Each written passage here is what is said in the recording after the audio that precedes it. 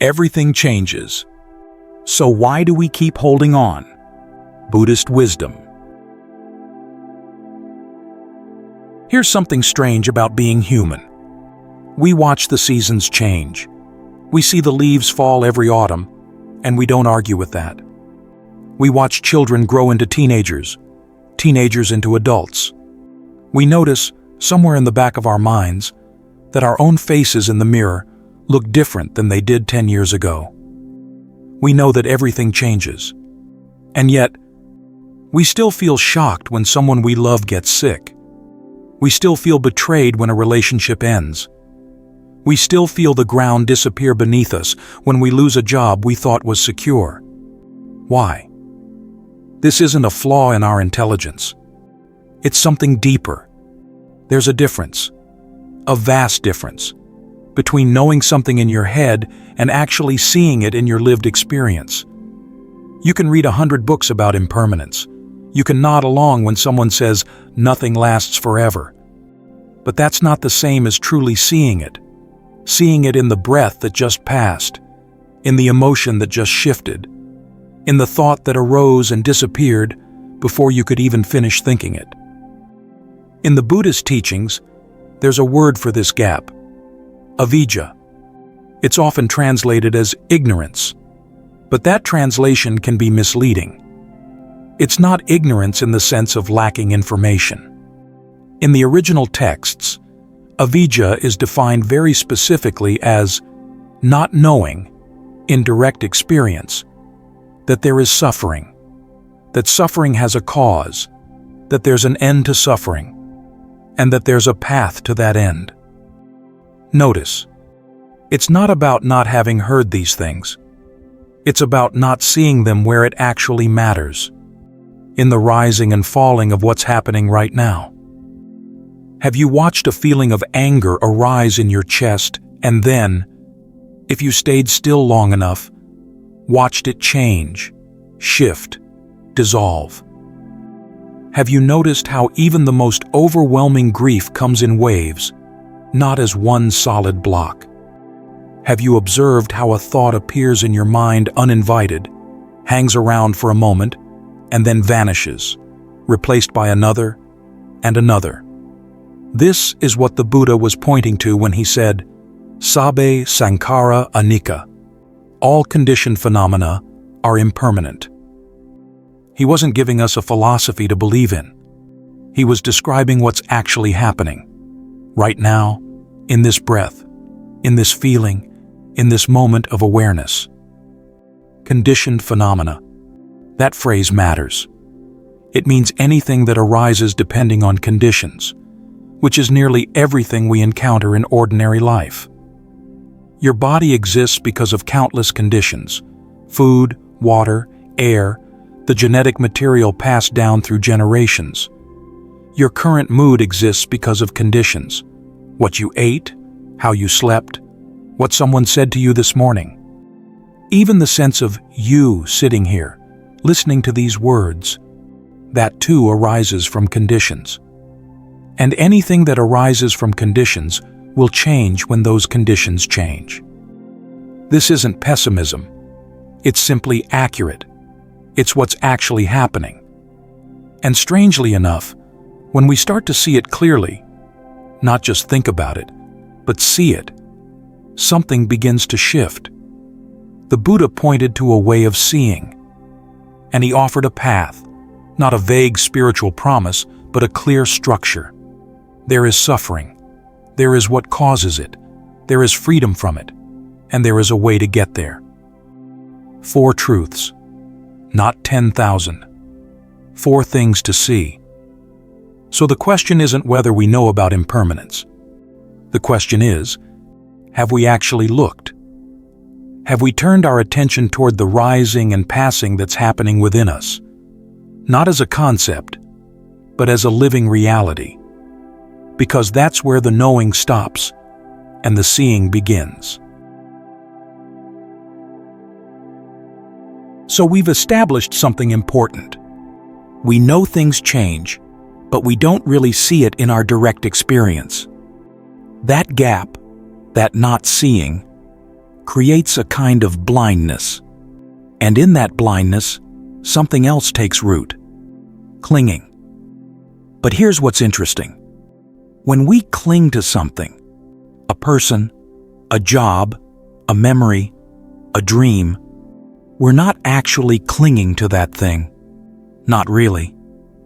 We're clinging to something much more personal. We're clinging to what that thing gives us.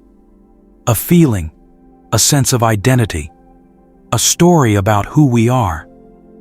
Think about what happens when a relationship ends. Yes, there's grief for the other person. But if you look closely, really closely, there's something else underneath. There's the loss of who you were in that relationship. I am someone who is loved. I am someone who matters. I am someone who has a partner, a future, a shared story. When the relationship ends, it's not just the other person who disappears. It's that version of you. And that's what really hurts. We don't just cling to people. We cling to our views about them, who we think they are, who we need them to be. We cling to our views about ourselves, who we believe we are, who we're afraid we might be. And at the deepest level, beneath all the surface attachments, we cling to those two small words: I am. I am successful. I am a good parent. I am spiritual. I am broken. I am not enough. Whatever story fills in the blank, that's what we're really holding on to. In Buddhist psychology, this is mapped out with remarkable precision. There's a term, upadana, usually translated as clinging or attachment. But a more literal meaning is revealing. It's like fuel or sustenance. Clinging is what feeds the fire. It's what keeps the whole engine of suffering running. And the tradition identifies 4 specific types of clinging. Not vague categories, but precise patterns of how the mind grabs and holds. First, clinging to sensory pleasures. This is the obvious one. The pull toward what feels good, the push away from what feels bad.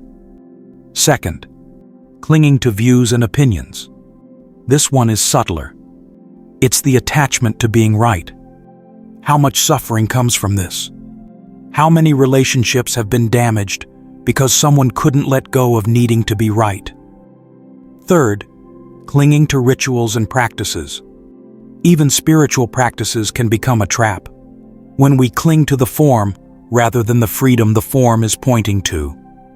And fourth, the deepest one, clinging to the story of self. The belief in a fixed, solid me that needs to be protected, defended, enhanced. This is the root beneath the other 3.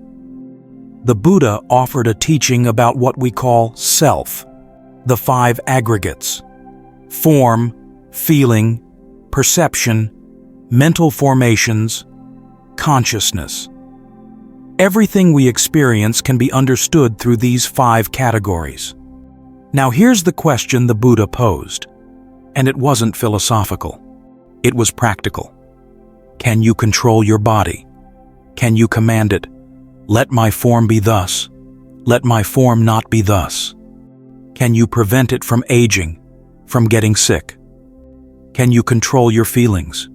Can you decide, I will only feel pleasant feelings from now on? Can you control your thoughts? Can you command your mind, only think these thoughts, never think those? If you look honestly, the answer is no. These things don't obey us. They arise and pass based on conditions we don't fully control. And yet, we relate to them as if they were me, as if they were mine, as if they needed protecting at all costs. The Buddha's point wasn't that you don't exist. That's a misunderstanding. The point was this: what we call self can't be found as something stable or controllable in the aggregates. So the instinct to protect me keeps attaching to what won't obey. We cling to thoughts as if they were our identity. We cling to feelings as if they were solid facts. We cling to the body as if it were a permanent home. And all of this clinging is an attempt to create something fixed in the midst of constant change, to build a stable me out of experiences that never stop moving. It doesn't work. It can't work. But we keep trying anyway. This is human, nothing to be ashamed of. But it is something to understand. Most people think suffering comes when we lose something we love. That's true, of course. But there's another kind of suffering, quieter, more constant, easier to miss. It's not the pain of loss. It's the pain of holding on. Clinging doesn't wait for loss to arrive. It starts working on us the moment we grasp. It's there in the background, a subtle tension, a quiet unease, even when we still have the thing we're afraid of losing.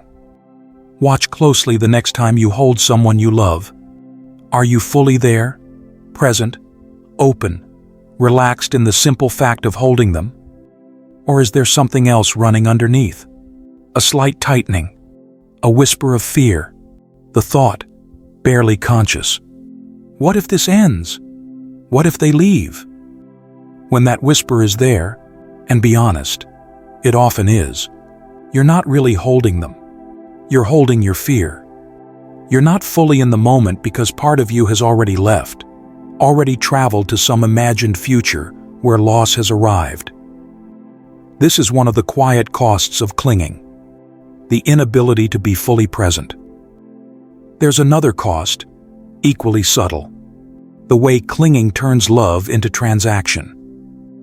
When we hold on to someone out of fear, something shifts in the relationship. It becomes less about love and more about need. Underneath the surface, a silent bargain takes shape. I give you this, so you must stay. I show you love, so you owe me permanence. But love doesn't work that way. And when we try to make it work that way, we squeeze the life out of it. What started as connection becomes control.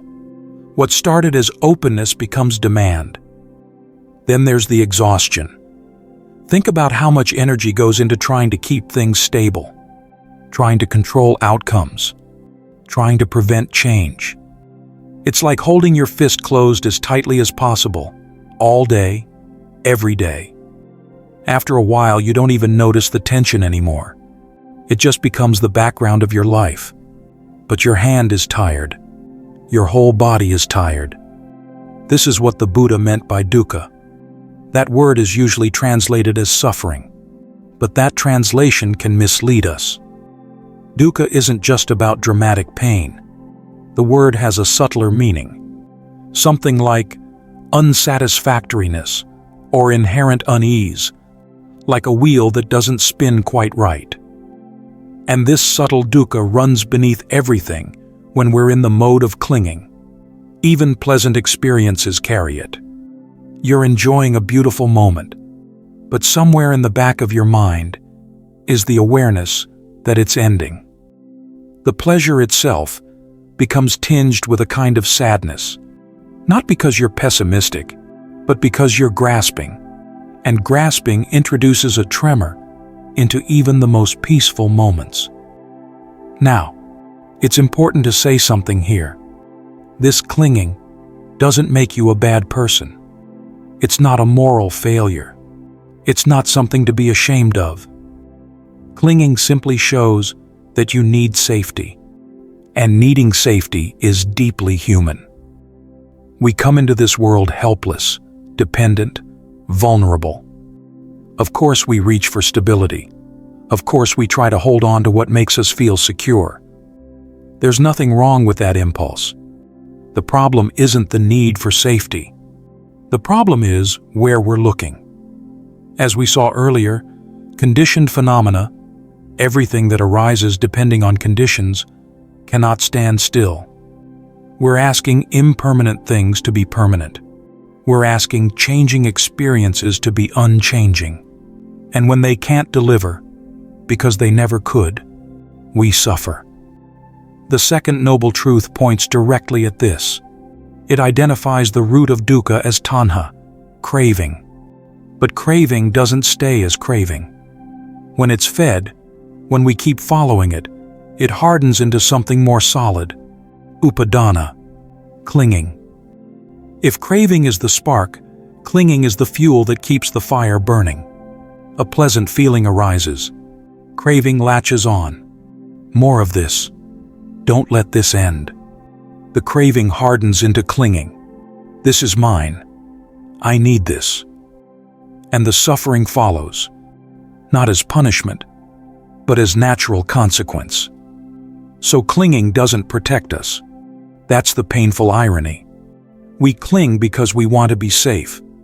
But clinging is precisely what makes us unsafe. Unsafe in our own minds. Unsafe in our own hearts. We lose our peace, not when the loss arrives, but the moment we start grasping. We lose the very moment we're living. Not tomorrow, but now. The cost of clinging isn't paid someday. It's paid every day, quietly, constantly, in the closed fist we've forgotten we're making. By now, the question almost asks itself, if clinging costs us so much, why don't we just let go? Because we can't let go by command.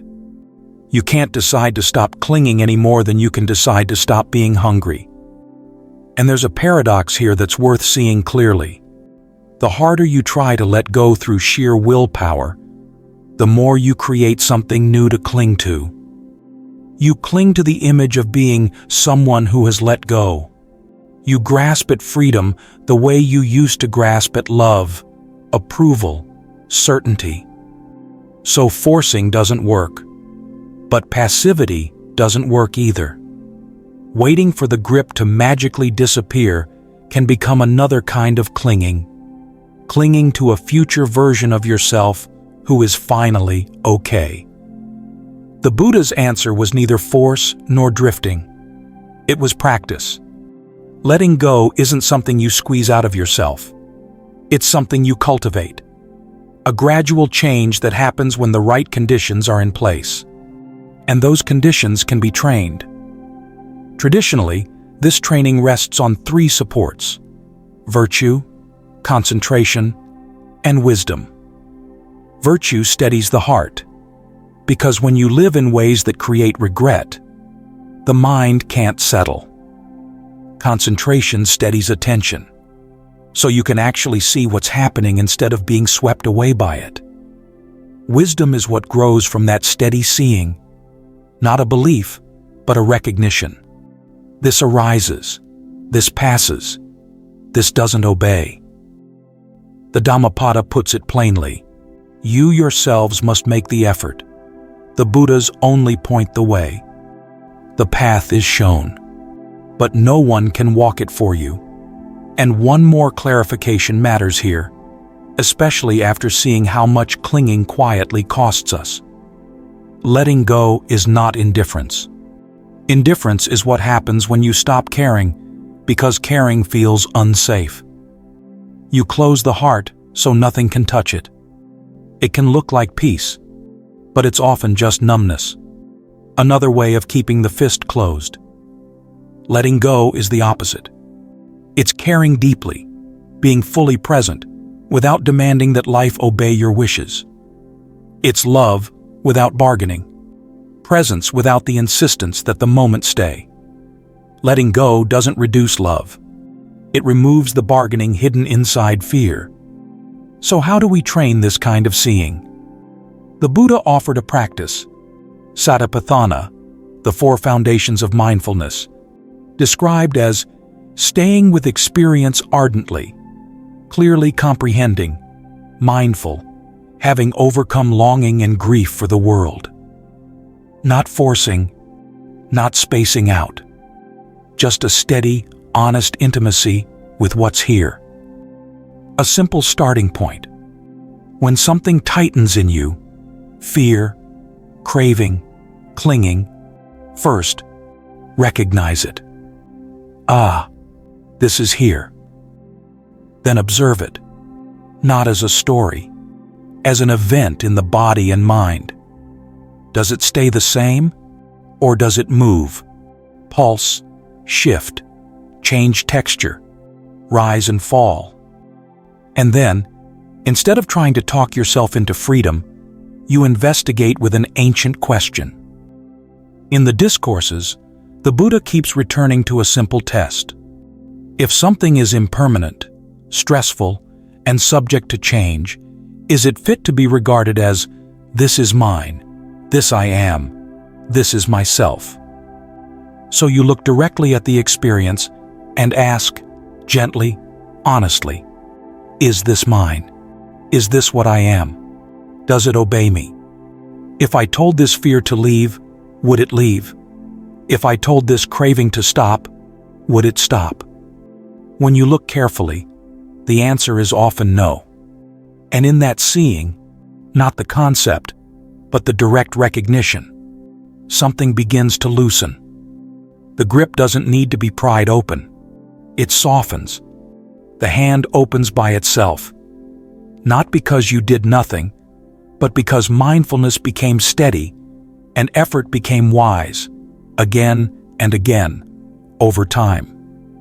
This is also where the 3 marks of existence stop being philosophy and become personal. All conditioned phenomena are impermanent. All conditioned phenomena are unsatisfactory, not because life is bleak, but because changing things can't provide the permanent ground we keep asking for. All phenomena are not self, not you don't exist, but nothing you experience can be found as a fixed, controllable me. When you see these directly, in a breath, in a reaction, in the tightening of the fist, clinging starts to look less like protection and more like unnecessary strain. You may still reach out of habit, but the reach has less authority. You notice the fear arise, and you also notice it pass. And in that noticing, there's space. So perhaps the question isn't, how do I let go? Perhaps it's, when I can see this arising and passing, when I can see it doesn't obey, what is there left to grip? Everything changes. You've always known this. But maybe now, you can start to see it. Not as a sad truth to accept, but as the door to freedom itself. When you open the fist, your hand is free. When you let each moment be what it is, arising, passing, unrepeatable, you finally get to be here for it.